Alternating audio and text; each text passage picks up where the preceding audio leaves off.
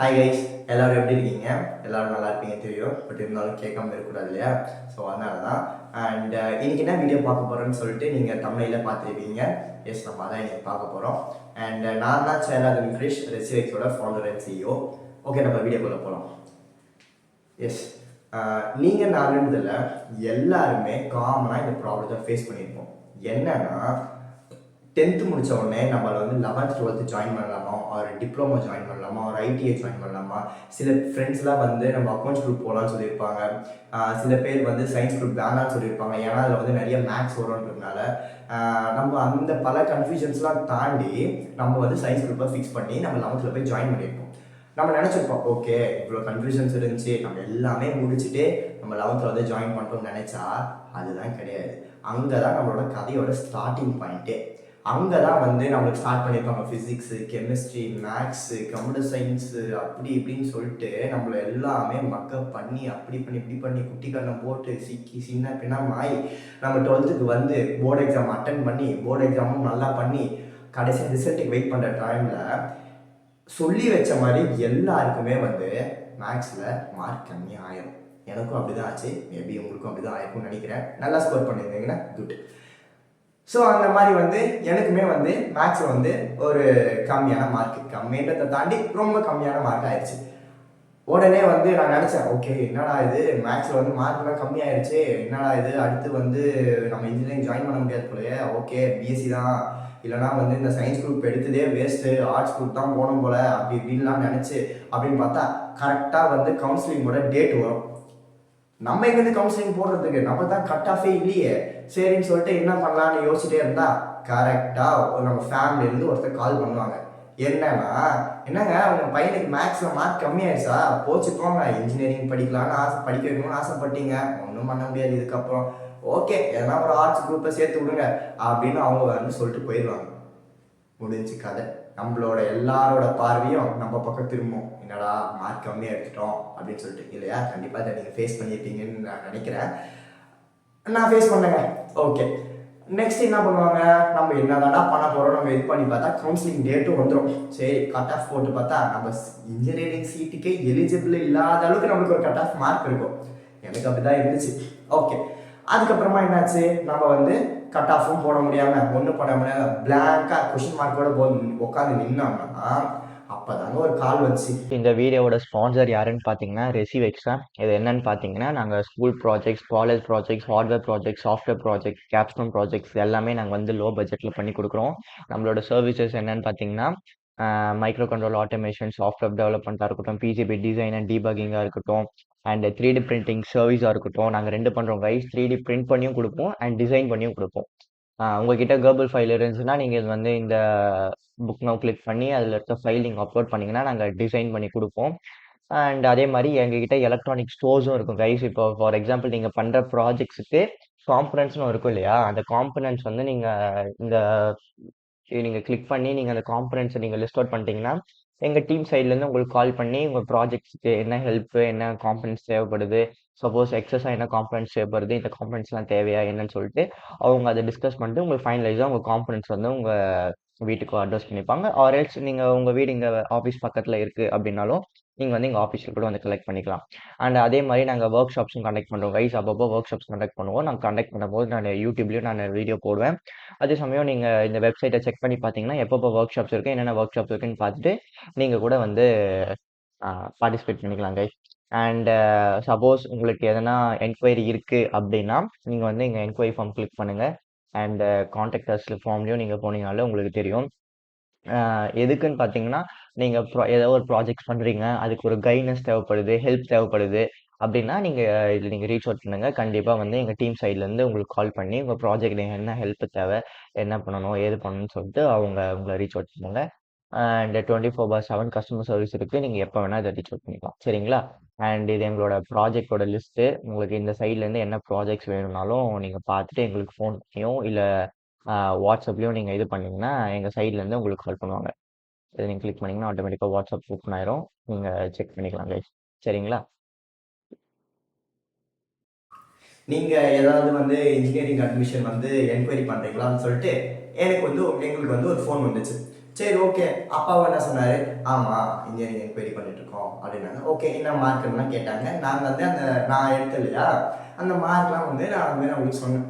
சொன்னதுக்கப்புறம் அவங்க என்ன சொன்னாங்க, எங்களை ஒரு மோட்டிவேட் பண்ணுற மாதிரி ஒரு பதில் சொன்னாங்க.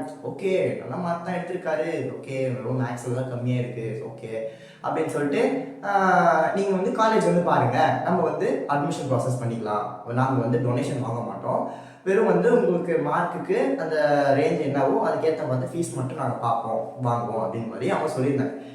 அப்போ எங்களுக்கு என்ன ஆச்சுன்னா, சரி ஓகே நம்மளுக்கு வந்து இன்ஜினியரிங்கே சேர முடியாதுன்னு நினச்சோம். இங்கே ஓகே நம்ம வந்து டொனேஷன் மாதிரி இல்லைன்னு சொல்கிறாங்க, சரி நம்ம என்னன்னு போய் பார்ப்போமே அப்படின்னு சொல்லிட்டு போனால் ஒரு காலேஜில் என்னை வந்து கூப்பிட்டு போய் பேசினாங்க. பேசிட்டு இந்த மாதிரி வந்து நானும் அப்பா உட்காந்துட்டு இருக்கோம், என்னோட ஆப்போசிட்ல வந்து அட்மின் உட்காந்து பேசிட்டு இருக்காங்க. பேசினோடனே பார்த்தாங்க, மார்க் பார்த்தோன்னே எங்ககிட்ட பேசினாங்க இல்லையா, அவங்க வந்து அங்கே இல்லை, வேற ஒருத்தவங்க இருந்தாங்க. ஓகே அவங்க வந்து மேபி அவங்க அட்மின்னு நினைக்கிறேன், ஆனால் எனக்கு வேற ஒருத்தவங்க அட்மிஷன் ப்ராசஸ் பண்ண உடனே இந்த மாதிரி மார்க்லாம் பார்த்துட்டு உங்கள் பையன் வந்து மேக்ஸில் ரொம்ப கம்மியாக இருக்காரு, ஸோ அதனால் வந்து நீங்கள் கேட்ட குரூப் வந்து, அதாவது நீங்கள் கேட்ட டிபார்ட்மெண்ட் வந்து கிடைக்காது அப்படின்னு சொன்னாங்க.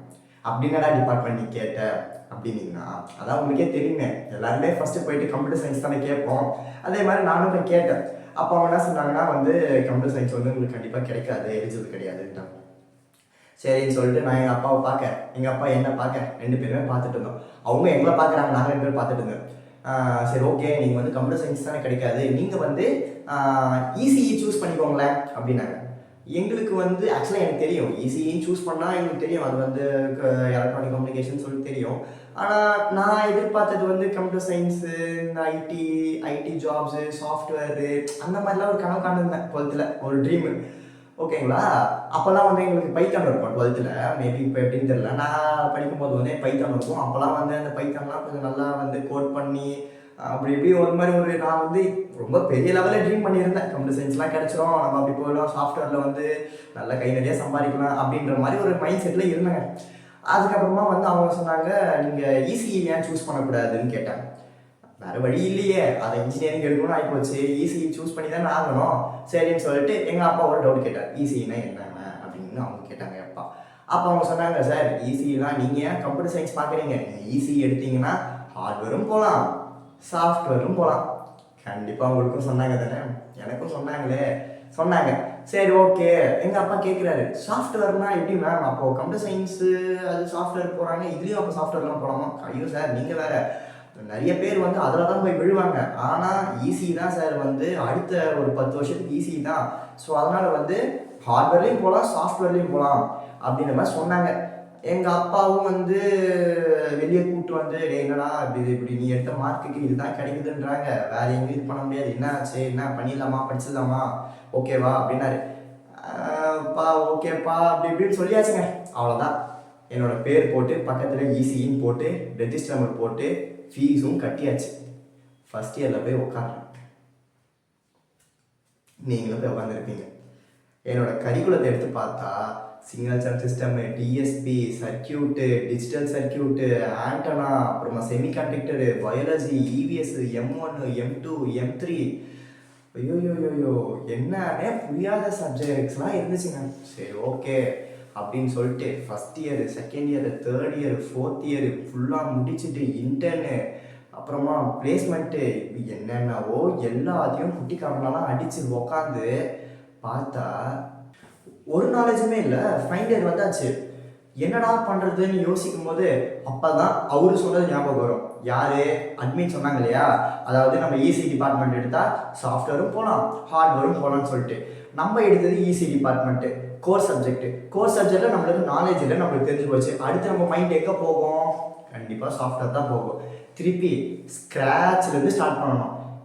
ஏன் அப்படின்னு பார்த்தீங்கன்னா, அவங்க சொல்லியிருப்பாங்க ஹார்ட்வேரும் போகலாம் சாஃப்ட்வேரும் போகலாம், அதுக்கான என்ன மீனிங்னா, ஈசி டிபார்ட்மெண்ட் எடுத்த உடனே திருப்பி ஸ்க்ராட்ச்லேருந்து நீ படிச்சுட்டு வேணா போய் நீ சாஃப்ட்வேர் போகலாம்.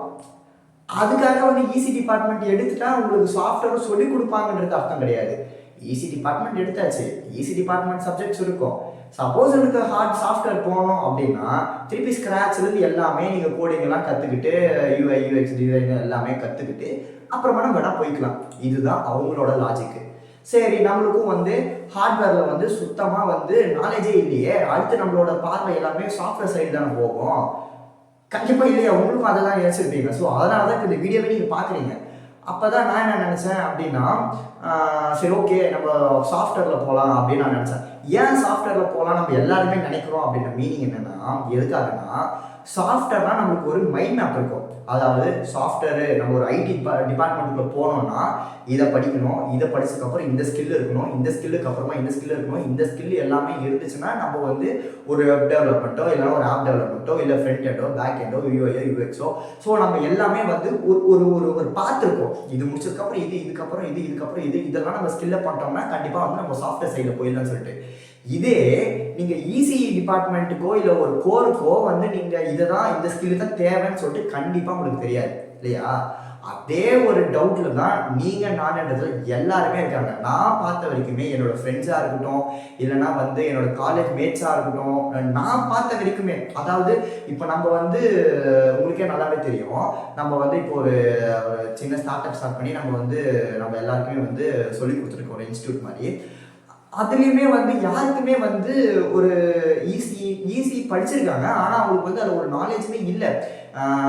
எதில் அந்த ஈஸி கோரில் வந்து என்ன ஸ்கில்லை பண்ணணும், என்ன பண்ணணும், ஏது பண்ணணும், ஒரு ஒரு ஒரு மைண்ட் மேப்பே யாருக்குமே தெரியல.